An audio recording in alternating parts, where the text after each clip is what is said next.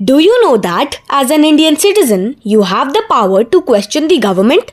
Yes, the Right to Information Act, that is RTI, gives you the right to know what is happening behind the scenes in public offices. And in this video, we will break down what RTI is, why it is important, and how you can use it to demand transparency and accountability. So stay tuned because information is power and it's your right to know.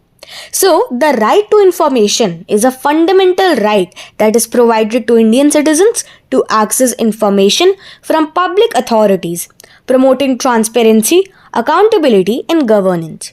अब इसका मतलब ये हुआ कि RTI यानी right to information एक fundamental right है जो हर एक इंडियन सिटीजन को प्रोवाइड किया जाता है पब्लिक अथॉरिटी से इंफॉर्मेशन एक्सेस करने के लिए, गवर्नेंस में ट्रांसपेरेंसी और अकाउंटेबिलिटी को प्रमोट करने के लिए, बेसिकली जिससे कि अकाउंटेबिलिटी और ट्रांसपेरेंसी प्रमोट हो सके. सो आरटीआई को पार्लियामेंट के द्वारा 15 जून 2005 में पास किया गया था, बट वो फुली ऑपरेशनल 12 अक्टूबर 2005 में हुआ. एज वी ऑल नो कि आरटीआई एक एक्ट है, so it is an act to provide for setting out the practical regime of right to information for citizens to secure access to information under the control of public authorities in order to promote transparency and accountability in the working of every public authority. The constitution of a Central Information Commission and State Information Commission and for matters connected there with or incidental thereto, यानी कि citizens को public authorities के control में information या सूचना बोल सकते हैं हम, सूचना प्राप्त करने के अधिकार के प्रैक्टिकल गवर्नेंस को स्टैब्लिश करने और हर एक पब्लिक अथॉरिटी के वर्क में ट्रांसपेरेंसी और अकाउंटेबिलिटी को बढ़ावा देने और सेंट्रल इंफॉर्मेशन कमीशन और स्टेट इंफॉर्मेशन कमीशन के फॉर्मेशन और उससे रिलेटेड या फिर इंसिडेंटल मैटर्स के लिए ये एक एक्ट है आरटीआई. जबकि इंडिया के कॉन्स्टिट्यूशन ने डेमोक्रेटिक रिपब्लिक स्टैब्लिश किया है और जहाँ तक डेमोक्रेसी का रिलेशन है उससे एक इन्फॉर्म्ड सिटीजन सोसाइटी और इंफॉर्मेशन की ट्रांसपेरेंसी की नीड है जो इसके वर्क के लिए इम्पॉर्टेंट है, साथ ही करप्शन को रोकने और गवर्नमेंट और उनके मीन्स के लिए अकाउंटेबिलिटी ठहराने के लिए भी इम्पॉर्टेंट है. एंड वेराज एक्चुअल बिहेवियर में इंफॉर्मेशन के डिस्क्लोजर से कई पब्लिक बेनिफिट्स के साथ कोलैप्स होने की संभावना है, जिसमें गवर्नमेंट का efficient operation, limited finance resources का ऑप्टिमल यूज और सेंसिटिव इंफॉर्मेशन की कॉन्फिडेंशियलिटी का प्रोटेक्शन इंक्लूडेड है. और डेमोक्रेटिक आइडियल्स की सुप्रीमेसी को बनाए रखते हुए इन कन्फ्लिक्टिंग इंटरेस्ट में हार्मनी स्टैब्लिश करना नेसेसरी है. अब इसलिए उन सिटीजन्स को कुछ इंफॉर्मेशन प्रोवाइड करने का प्रोविजन करना एक्सपीडिएंट है जो इसे रिसीव करना चाहते हैं. इंडिया के रिपब्लिक के 56th ईयर में संसद द्वारा कुछ स्पेसिफिक रूप में ये एक्ट बन जाए. अब आरटीआई के बैकग्राउंड के बारे में थोड़ा जानते हैं. तो enacted by Indian parliament, obviously वो मैंने आपको ऑलरेडी बता दिया है कि इंडियन पार्लियामेंट द्वारा इसे इनेक्ट किया गया था. केम इनटू फोर्स ऑन 12 अक्टूबर 2005. अब ये 15 जून को पार्लियामेंट के द्वारा पास कर दिया गया था, बट ये फुली ऑपरेशनल और फोर्स में और ये इफेक्टिव बोल सकते हैं कि इफेक्टिव ये 12 अक्टूबर 2005 से बोलते हैं लागू होना, तो ये वहाँ से तब इफेक्टिव हुआ और फुली ऑपरेशनल 12 अक्टूबर 2005 से हुआ. Based on the principle, information is power and government is accountable. It replaced the culture of secrecy in governance with one of openness. इसने क्या कर दिया कि जो कल्चर चलता आ रहा है गवर्नेंस में, जो चलता आ रहा था बहुत पहले सीक्रेसी का कि हम लोगों को कुछ बताएंगे नहीं, तो ये चीज़ को रिप्लेस कर दिया गया कि लोगों को पता होना चाहिए कि उन्होंने जो सरकार चुनी है, उन्होंने जो गवर्नमेंट चुनी है, खुद ही बनाई है सरकार, तो क्या क्या पब्लिक अथॉरिटीज़ में क्या क्या हो रहा है उनके ही वेलफेयर के लिए, तो लोगों को ये पता होना चाहिए. अब थोड़ा और डिटेल में समझते हैं. So what is RTI? RTI है क्या? तो अब जैसा कि मैंने बताया कि ये ऑब्वियसली एक एक्ट है, right to information act 2005. This empowers Indian citizen to seek information from the public authorities. They are the government bodies basically and institutions substantially funded by the government which must reply within 30 days। अब ये जो 30 days का ये फंडा है, इसमें भी कई सारे रूल हैं। अगर आप RTI के बारे में डिटेल में पढ़ेंगे तो देयर आर मेनी चैप्टर्स, हर एक चैप्टर में अलग अलग सेक्शंस हैं एंड और छोटे छोटे शेड्यूल्स हैं। तो वो अगर आपको और डिटेल में पढ़ना है तो आप वो फिर PDF आपको मिल जाएगा इंटरनेट पे, आप वहाँ से पढ़ सकते हैं। बाकी जो इम्पॉर्टेंट और बहुत ही ज़्यादा ऐसे टॉपिक्स हैं, ऐसे रूल्स और हम बोल सकते हैं ऐसे उसमें चैप्टर्स में ऐसे सेक्शंस हैं जिन पे एम्फसाइज करना इम्पॉर्टेंट है, हम उन्हें इस वीडियो में कवर करेंगे आगे। पहले हम बेसिक्स यहाँ पे कवर कर रहे हैं और एक ओवरव्यू ले रहे हैं, डिटेल में हम आगे कवर करेंगे। अब समझते हैं कि RTI का क्या इम्पोर्टेंस है। सबसे पहले तो ये एम्पावर करता है सिटीजन्स को क्वेश्चंस पूछने के लिए और अकाउंटेबिलिटी डिमांड करने के लिए। एंड देन ये करप्शन को भी रिड्यूस करता है, बिकॉज ये जितने भी प्रोसेसेस प्रोसीजर्स होते हैं, कोई भी प्रोसीजर उसे ट्रांसपेरेंट बना देता है, जहाँ पे करप्शन के जो बोलते हैं परसेंटेज वो बहुत कम हो जाता है। सो रिड्यूस होता है करप्शन। और ये इम्प्रूव करता है गवर्नेंस को ऑफिशियल आंसरेबल्स बनाकर। ठीक है, ऑफिशियल्स बनाते हैं आंसरेबल, जिससे कि गवर्नेंस इम्प्रूव होती है। और तो और ये डेमोक्रेसी में इन्फॉर्म्ड पार्टिसिपेशन को प्रमोट भी करता है। अब RTI के तहत आप क्या कर सकते हो, यानी RTI के अंडर क्या कर सकते हो। सो आप पूछ सकते हो कॉपीज के लिए, गवर्नमेंट रिकॉर्ड्स के कॉपीज के लिए you can seek reasons for decision made by public officials. जो डिसीजंस है जो पब्लिक ऑफिशियल्स ने बनाए हैं उनके रीजंस, क्या इम्प्रूवमेंट के लिए अगर कोई भी चीज़ बनाई गई है, कोई डिसीजन बनाया गया है, तो उनके रीजंस के लिए भी आप सीक कर सकते हो। Inspect government works, documents and records. आप वर्क्स को, सरकार जो काम कर रहा है, डॉक्यूमेंट्स और रिकॉर्ड्स को इंस्पेक्ट भी कर सकते हो। You can take samples of materials from government works. अब जो सरकार काम कर रहा है गवर्नमेंट वर्क से, आप सैम्पल भी ले सकते हो उन मटेरियल्स का। तो ये सारी चीज़ें हैं दैट यू कैन परफॉर्म और you can do under RTI। अब बात करते हैं उन इंस्टीट्यूशंस के बारे में जो कि RTI के अंडर है। यहाँ पे हम एक ओवरव्यू ले रहे हैं, इसके बारे में डिटेल में आगे पढ़ेंगे। सबसे पहले सेंट्रल इंफॉर्मेशन कमीशन यानी CIC, ये हैंडल करता है RTI मैटर्स को सेंट्रल गवर्नमेंट बॉडीज़ के लिए।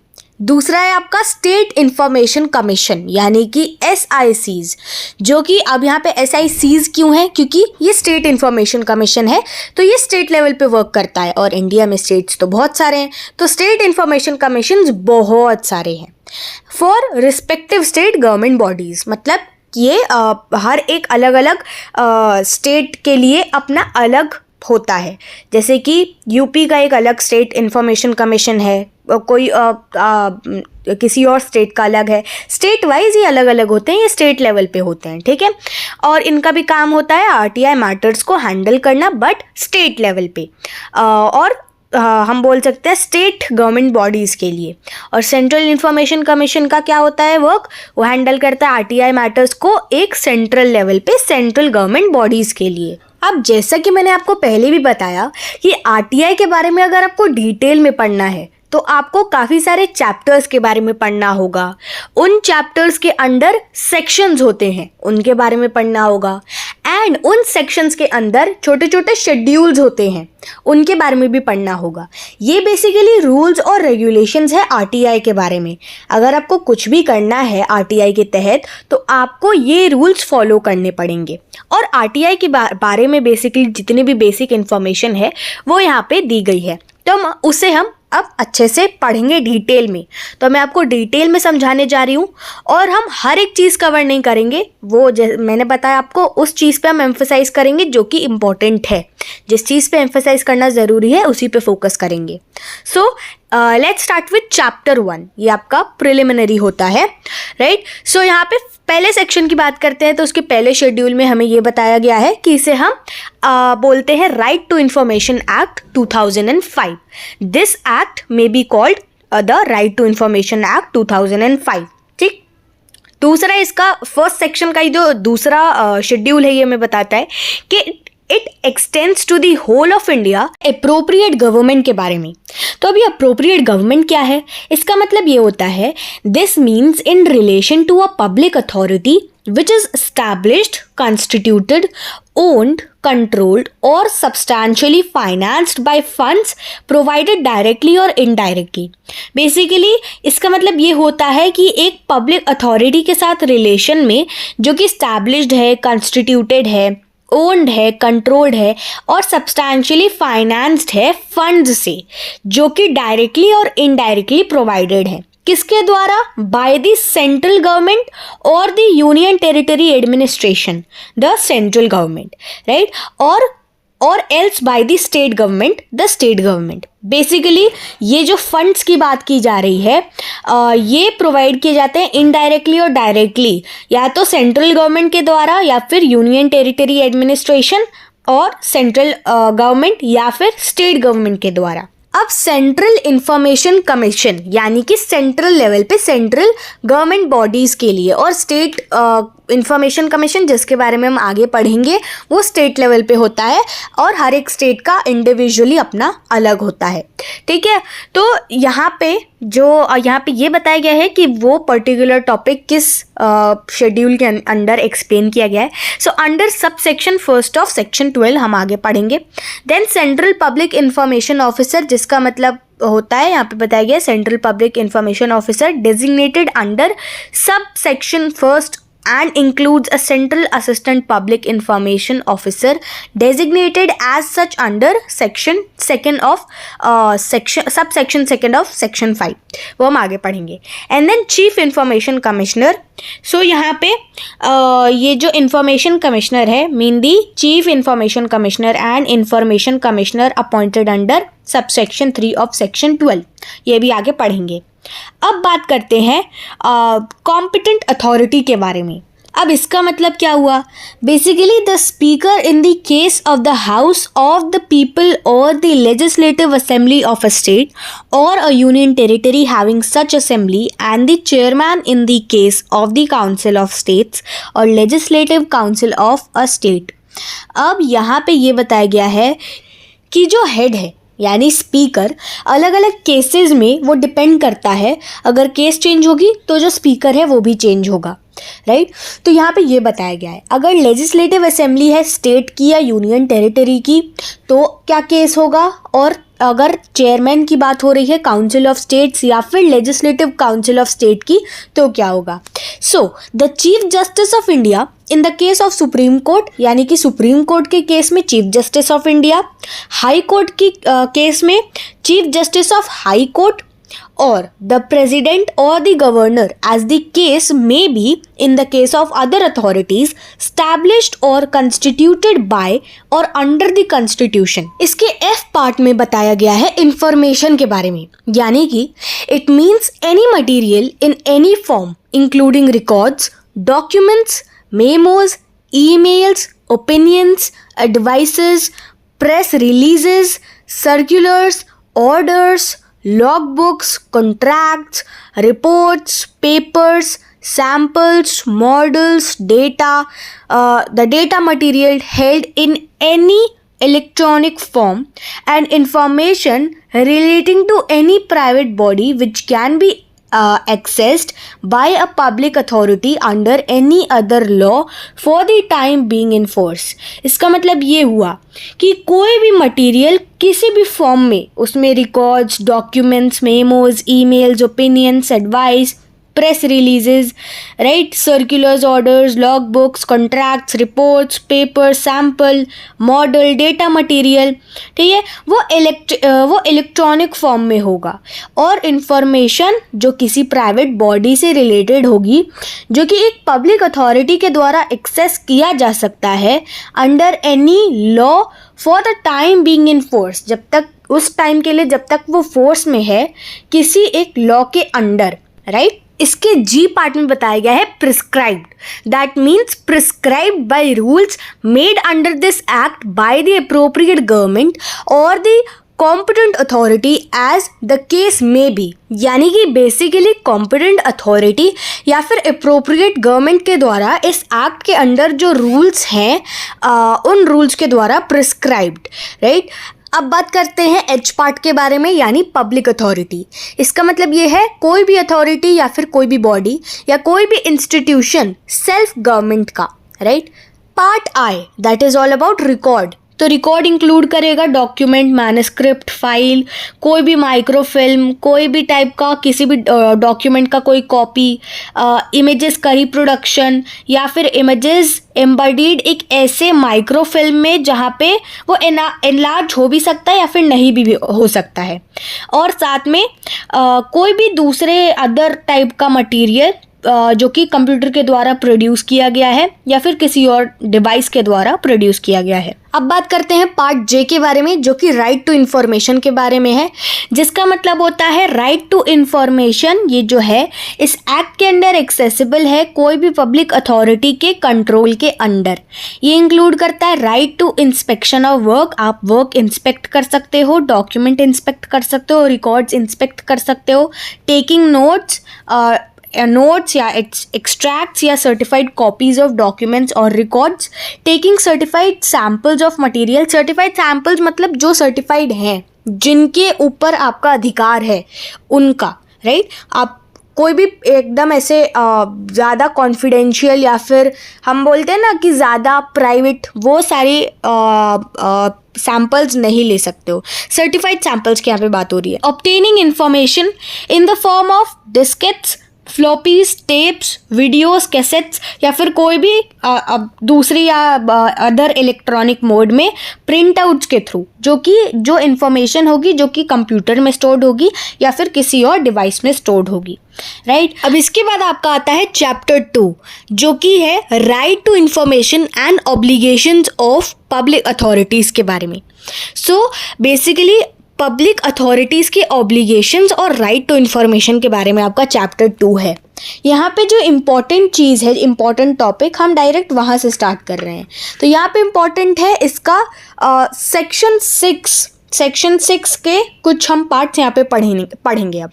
सो सेक्शन सी का जो फर्स्ट पार्ट है या फर्स्ट आप शेड्यूल बोल सकते हो, यहाँ पे ये बताया गया है कि a person who desires to obtain any information under this act shall make a request in writing or through electronic means in English or in Hindi or in the official language of the area in which the application is being made, accompanying such fee as may be prescribed to। वो हम आगे अभी पढ़ेंगे।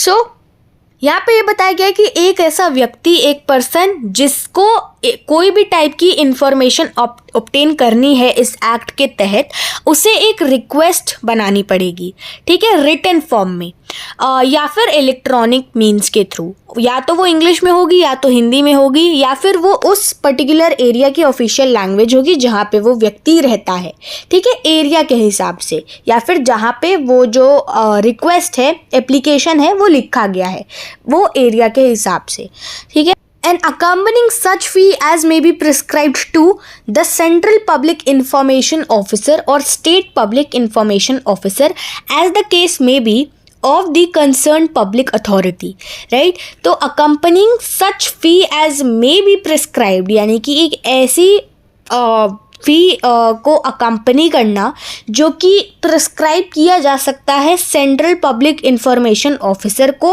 या फिर state public information officer को, वो case पे डिपेंड करता है, राइट। सेंट्रल लेवल पे है या स्टेट लेवल पे है, तो उस हिसाब से of the concern public authority, right. or may be prescribed to the Central Assistant Public Information Officer or State Assistant Public Information Officer as the case may be। वही बात है, राइट।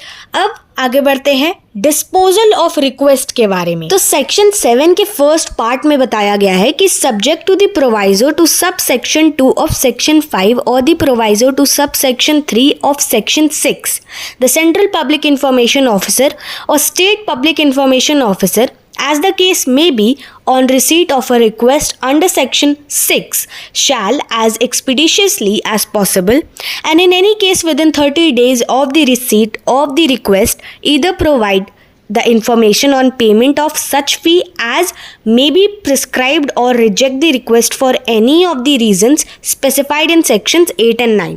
ये आपको थोड़ा सा complicated लगा होगा, मैं आपको इसे ईजी वे में समझाऊंगी। तो बेसिकली जो PIO होता है, पब्लिक इंफॉर्मेशन ऑफिसर, एक होता है आपका central public information officer central level पे, और स्टेट लेवल पे होते हैं आपके public information officers, state public information officers, जिसे जनरली हम PIO बोलते हैं, ठीक है, उसका शॉर्ट फॉर्म है।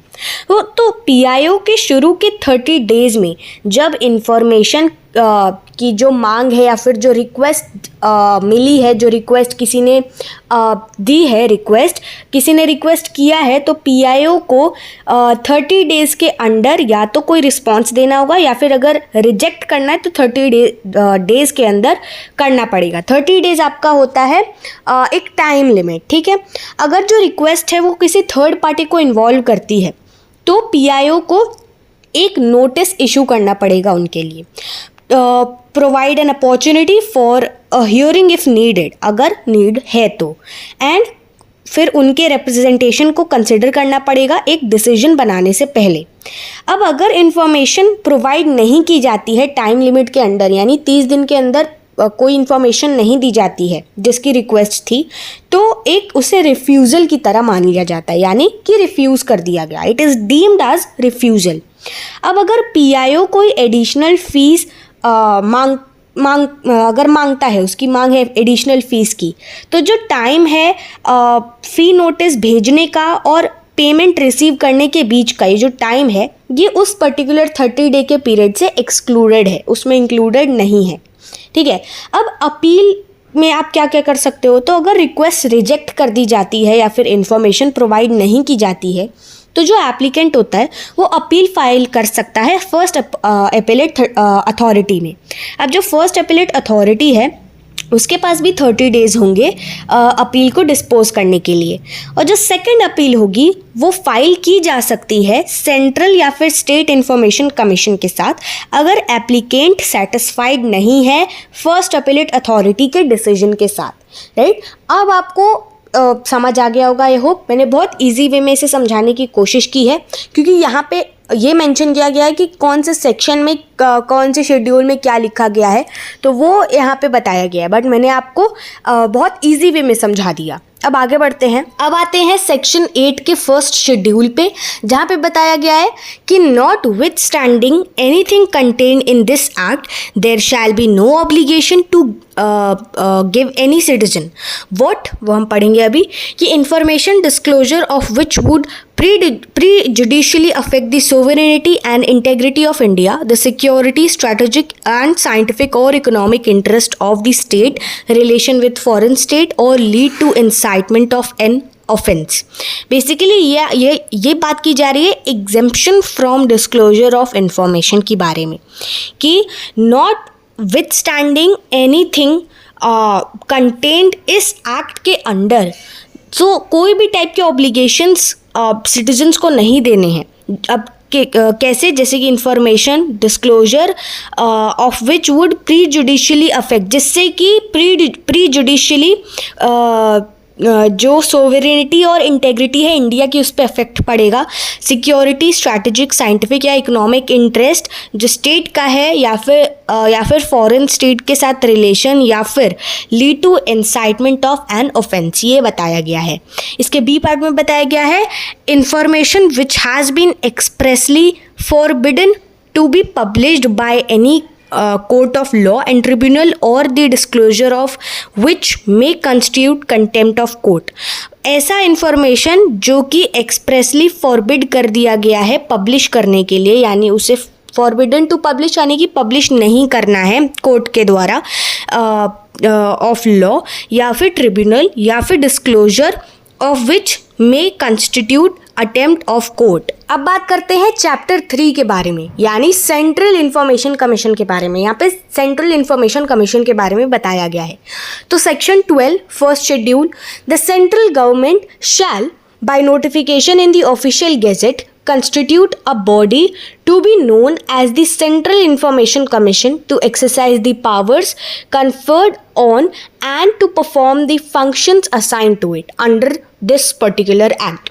सो जो सेंट्रल गवर्नमेंट है उसको नोटिफिकेशंस के द्वारा जो ऑफिशियल गेजेट है उसमें एक बॉडी को कंस्टिट्यूट करना है जो कि सेंट्रल इंफॉर्मेशन कमीशन के नाम से जानी जाएगी, पावर्स को एक्सरसाइज करने के लिए, राइट, और फंक्शंस को परफॉर्म करने के लिए जो कि असाइंड किए गए हैं इस पर्टिकुलर एक्ट के under.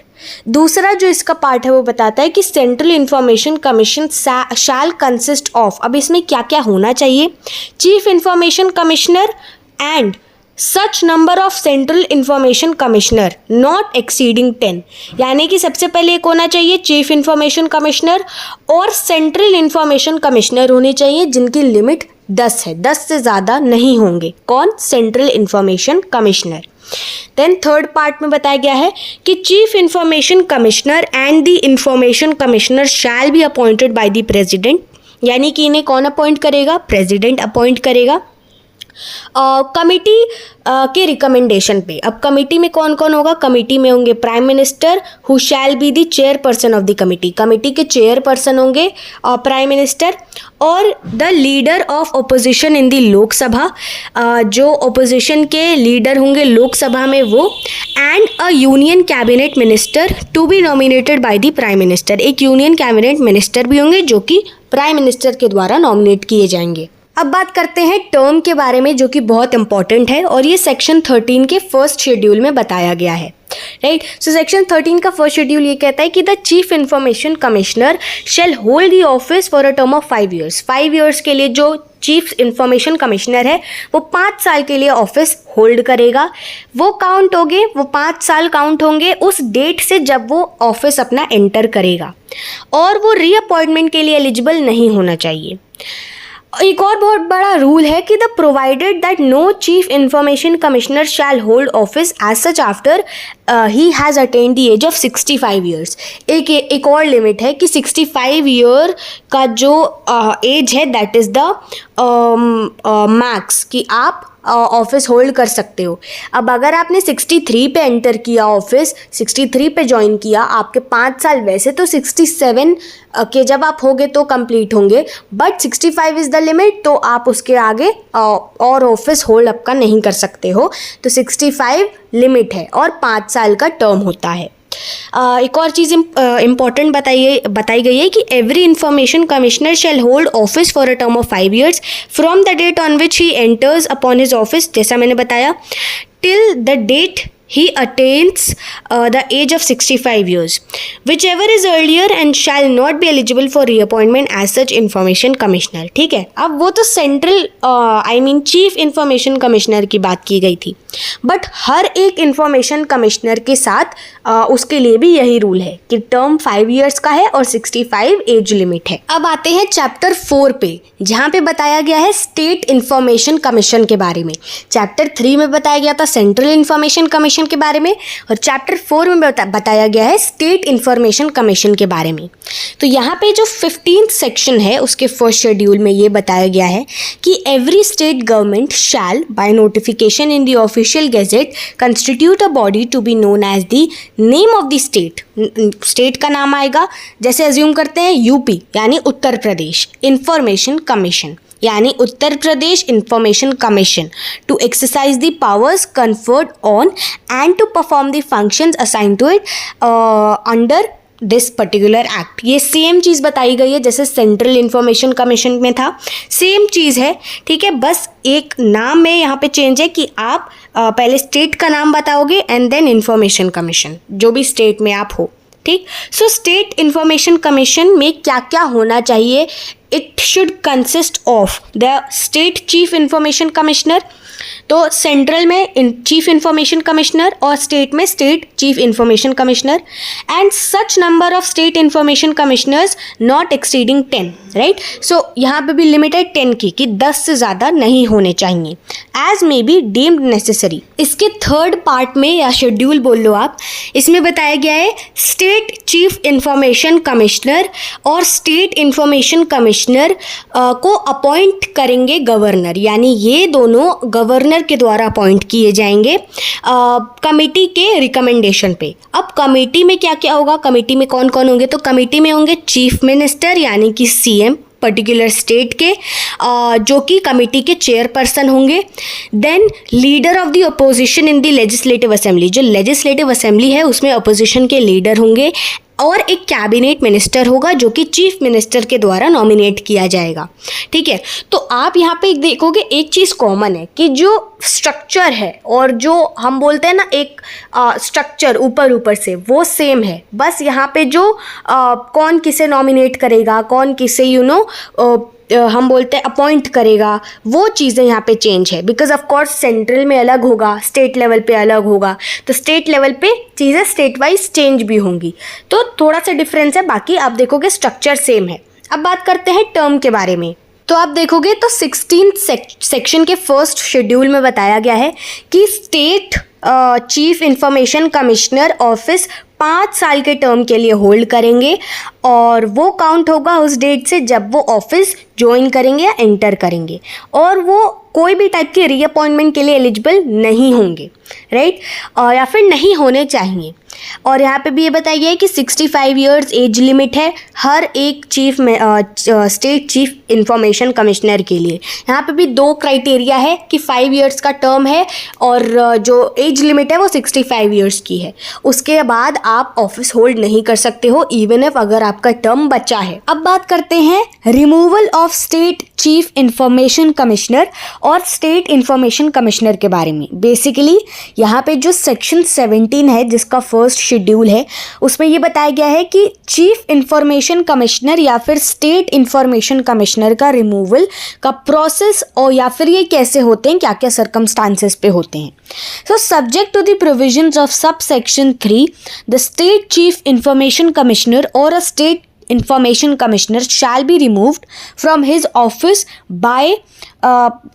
only by the order of the governor on the ground of proved misbehavior or incapacity after the Supreme Court on a reference made to it by the governor has on inquiry reported that the state chief information commissioner or a state information commissioner as the case may be out on such ground be remove. Basically इसे और आसानी से समझने के लिए आपको बताती हूँ कि जो स्टेट चीफ इंफॉर्मेशन कमिश्नर होता है या फिर चीफ इंफॉर्मेशन कमिश्नर ले लो आप, तो वो अपने ऑफिस से रिमूव सिर्फ और सिर्फ गवर्नर के द्वारा किया जा सकता है, गवर्नर के ऑर्डर पे, कुछ स्पेसिफिक सर्कमस्टांसेस के अंडर। ये नहीं कि गवर्नर का मन है तो उसने रिमूव कर दिया, बट कुछ सर्कमस्टांसेस के अंदर ही रिमूव किया जा सकता है, और तो और सुप्रीम कोर्ट की इंक्वायरी के बाद ही। सो जो रिमूवल प्रोसेस होता है, स्टार्टिंग में अगर मिसबिहेवियर या इनकैपेसिटी प्रूव की गई है तो सुप्रीम कोर्ट रेफरेंसेस के ऊपर जो रिपोर्ट है वो ये करता है कि कमिश्नर को रिमूव करना है, राइट। तो ये बेसिकली प्रोसेस होता है। इसे और डिटेल में आपको अगर समझना है, उस पर अगर आपको एक सेपरेट वीडियो चाहिए तो आप कमेंट सेक्शन में बता सकते हैं। इसके बाद आता है हमारा चैप्टर 5 जो कि है पावर्स और फंक्शन के बारे में, जो इंफॉर्मेशन कमिश्नर के पास होती हैं, और यहाँ पे अपील और पेनल्टीज के बारे में बताया गया है। तो बात करते हैं अपील के बारे में। सो सेक्शन 19 के फर्स्ट शेड्यूल में बताया गया है अपील के बारे में कि any person who does not receive a decision with in the time specified in sub section first or clause A of subsection 3 of section 7 or is aggrieved by a decision of the central public information officer or state public information officer as the case may be, may within 30 days from the expiry of such period or from the receipt of such a decision prefer an appeal to such officer who is senior in rank to the central public information officer or state public information officer as the case may be in each public authority। तो basically कोई ऐसा व्यक्ति जिसे कोई भी response नहीं receive हो रहा है या फिर उसे कोई भी डिसीजन वो रिसीव नहीं कर पा रहा है, उसे कोई रिस्पॉन्स नहीं मिल रहा है पर्टिकुलर गिवन टाइम लिमिट में, यानी कि 30 दिनों के अंदर, या फिर रिस्पॉन्स मिल भी गया है, डिसीजन मिल गया है, बट वो व्यक्ति सेटिस्फाइड नहीं है, अनसेटिस्फाइड है, तो वो क्या कर सकता है, यहाँ पे ये बताया गया है। तो वो सीनियर ऑफिसर को, सीनियर यानी कि रैंक वाइज किसी सीनियर ऑफिसर को अपील कर सकता है, सेंट्रल पब्लिक इंफॉर्मेशन ऑफिसर या फिर स्टेट पब्लिक इंफॉर्मेशन ऑफिसर को। वो डिपेंड करेगा आपके केस के ऊपर हर एक पब्लिक अथॉरिटी में। और इसके थर्ड शेड्यूल में या फिर थर्ड क्लॉज में ये बताया गया है कि a second appeal against the decision under sub section 1 shall lie within 90 days from the date on which the decision should have been made और was actually received with the Central Information Commission or the State Information Commission। Basically जो second appeal होता है decision के against, मतलब अगर आप unsatisfied हो तो उसके अगेंस्ट जो आप सेकंड अपील करते हो वो 90 days के अंडर उसका टाइम लिमिट है और वो काउंट होता है उस डेट से जब वो डिसीजन बनना चाहिए था या फिर एक्चुअल में रिसीव होना था, वहाँ से वो काउंट होगा सेंट्रल इंफॉर्मेशन कमीशन या फिर स्टेट इंफॉर्मेशन कमीशन के साथ। अब बात करते हैं पेनल्टीज़ के बारे में। सो सेक्शन 20 के जो फर्स्ट शेड्यूल है, सेक्शन 20 का फर्स्ट शेड्यूल, उसमें बताया गया है पेनल्टीज़ के बारे में। Where the central information commission और the state information commission as the case may be at the time of deciding any complaint और appeal is of the opinion that the central public information officer और the state public information officer as the case may be has without any reasonable cause refused to receive an application for the information or has not furnished information within the time specified under the subsection first of section 7 or malafidly denied the request or information or knowingly given incorrect or incomplete or misleading information or destroyed information which was the subject of the request or obstructed in any manner in furnishing the information, it shall impose a penalty of 250 rupees in each day till application is received or information is furnished. So, however, the total amount of such penalty shall not exceed 25,000 rupees. तो basically इसका मतलब ये हुआ कि RTI के under यानी right to information act के under penalties को इम्पोज किया जा सकता है पब्लिक इंफॉर्मेशन ऑफिसर्स यानी कि पीआईओज के ऊपर। क्यों? अगर वो अगर इंफॉर्मेशन प्रोवाइड करने में फेल हो जाते हैं या फिर जो रिक्वेस्ट है किसी भी टाइप की इंफॉर्मेशन की वो उसे प्रोवाइड नहीं कर पाते या फिर कोई गलत इंफॉर्मेशन इनएक्यूरेट या मिसलीडिंग यानी कि गलत ही हुआ, तो गलत इंफॉर्मेशन प्रोवाइड करने पे भी उन पे पेनल्टी इम्पोज किया जा सकता है। तो ये पेनल्टीज इसलिए डिज़ाइन की गई हैं जिससे कि ट्रांसपेरेंसी और अकाउंटेबिलिटी इंश्योर की जा सके पब्लिक एडमिनिस्ट्रेशन में। अब ये कितनी होगी पेनल्टी? तो 250 रुपीज़ यानी कि 250 रुपये हर दिन, ये पेनल्टी का वो है कि इतना अमाउंट देना पड़ेगा। कब तक? जब तक कि एप्लीकेशन रिसीव नहीं किया जाता या फिर इंफॉर्मेशन फर्निश नहीं किया जाता है। अब टोटल अमाउंट ऐसे पेनल्टी का 25,000 रुपीज़ से ऊपर नहीं जाना चाहिए। आप 250 रुपये डेली तो दोगे जब तक कि वो आपका ख़त्म नहीं हो जाता या एप्लीकेशन रिसीव नहीं हो जाता, बट 25,000 इज़ द लिमिट। उसके ऊपर कोई पेनल्टी आपको इम्पोज या फिर अगर पेनल्टी इम्पोज किया गया है तो 25,000 लिमिट है, उससे ज़्यादा नहीं देना होता। अब बात करते हैं बहुत इंपॉर्टेंट टॉपिक के बारे में, act not to apply to certain organisations. ये आपका सेक्शन 24 है, ये बहुत इंपॉर्टेंट है, जहाँ पे ये बताया गया है कि ये जो एक्ट है ये कुछ पर्टिकुलर स्पेसिफाइड ऑर्गेनाइजेशंस के ऊपर अप्लाई नहीं होता है। ये आपका चैप्टर 6 के अंडर बताया गया है, सेक्शन 24 के फर्स्ट पार्ट में। हम बोल सकते हैं सेक्शन 24 के फर्स्ट शेड्यूल में ये बताया गया है कि nothing contained in this act shall apply to the intelligence and security organisations specified in the second schedule being organisation established by the central government और any information furnished by such organisations to that government. Basically जो right to information act है RTI जिसके बारे में हम बात कर रहे हैं, वो कुछ पर्टिकुलर स्पेसिफाइड इंटेलिजेंस और सिक्योरिटी ऑर्गेनाइजेशंस पे अप्लाई नहीं होता है जो कि सेंट्रल गवर्नमेंट के द्वारा स्टैब्लिश किए गए हैं। अब ये ऑर्गेनाइजेशंस इस एक्ट के सेकंड शेड्यूल के अंदर स्पेसिफाई किए गए हैं, उसके अंडर मेंशन किए गए हैं, स्पेसिफाई किए गए हैं, हम बोल सकते हैं। अब वो कौन से ऐसे ऑर्गेनाइजेशंस हैं जिस पे ये एक्ट अप्लाई नहीं होता है, उनके बारे में अब पढ़ेंगे। तो ऐसे इंटेलिजेंस और सिक्योरिटी ऑर्गेनाइजेशंस जो कि सेंट्रल गवर्नमेंट के द्वारा स्टैब्लिश किए गए हैं, जिन पे आरटीआई अप्लाई नहीं होता है, उसमें आते हैं intelligence bureau, research and analysis wing of the cabinet secretariat, directorate of revenue intelligence, central economic intelligence bureau, directorate of enforcement, narcotics control bureau, aviation research centre, special frontier force, border security force, central reserve police force, Indo Tibetan border police, central industrial security force, national security guards, Assam rifles, special service bureau, special branch CID Andaman and Nicobar, the crime branch CID CB Dadar and Nagar Haveli, and special branch Lakshadweep police. Basically ये कुछ intelligence और security organisations थे जो कि central government के द्वारा establish किए गए हैं और इन पे आरटीआई अप्लाई नहीं होता है। यानी इनसे रिलेटेड अगर आपको इन्फॉर्मेशन सीख करनी है तो आप नहीं कर सकते हो, क्योंकि आरटीआई इन पर्टिकुलर ऑर्गेनाइजेशंस और इंटेलिजेंस और सिक्योरिटी ऑर्गेनाइजेशंस ये जो थे इन पे अप्लाई नहीं होता है। आई होप आपको वीडियो अच्छी लगी हो, और अगर पसंद आई तो इस वीडियो को लाइक करना मत भूलना, चैनल पे नए हो तो सब्सक्राइब करना मत भूलना। बाकी मिलेंगे किसी ऐसी नेक्स्ट वीडियो में। Till then take care, bye bye and thanks for watching.